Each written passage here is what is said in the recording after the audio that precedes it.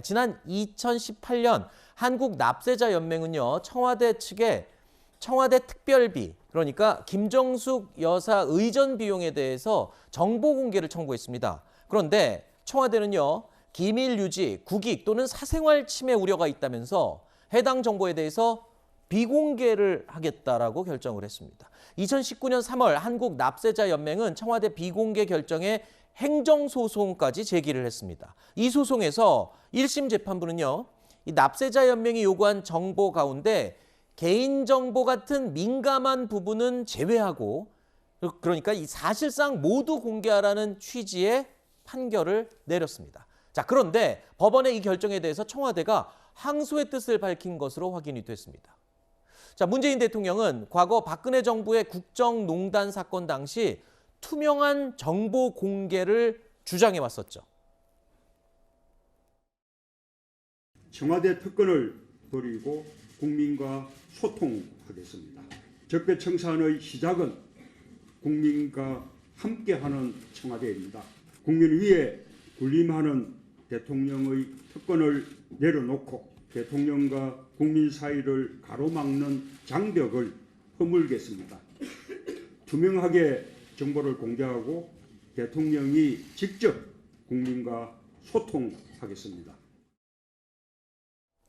자, 저렇게 과거에 문재인 대통령이 직접 투명하게 모든 정보들은 공개를 하겠다라고 했었고요. 심지어 재판부에서 이번에 정보를 개인정보만 빼고는 모두 다 공개를 하라고 결정을 내렸습니다. 근데 끝까지 청와대가 이 부분을 공개하지 않겠다고 입장을 밝힌 거잖아요. 그러니까 사실 좀 이해하기 어렵죠. 네. 문재인 대통령과 김정숙 여사가 이제 어떤 의상이라든지 이런 네. 부분에서 의전 비용을 쓰신 것을 공개하는 것이 도대체 어떤 국익에 반하는 건지 일단 이해하기가 어렵습니다. 그렇기 때문에 1심 재판부에서도 공개하라라는 취지의 판결을 내린 것이고요.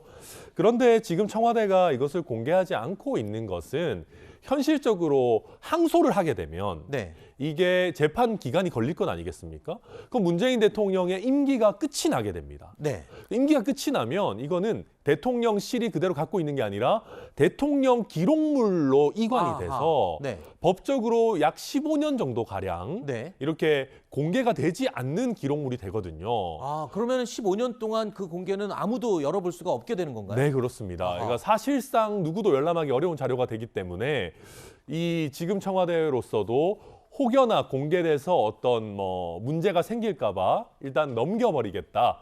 못 보도록 당장 하겠다라는 태도로 보입니다. 김정숙 여사가 과거에 옷도 사실은 홈쇼핑에서 이 저렴한 가격에 구입을 해서 입고, 심지어 또 옷 같은 경우에 좀 오래된 경우에는 손수 직접 바느질해서 입는다, 이렇게 청와대 관련해서 홍보하는 내용을 저도 들은 바가 있거든요. 그렇다면 이렇게 공개를 못할 이유가 없지 않습니까?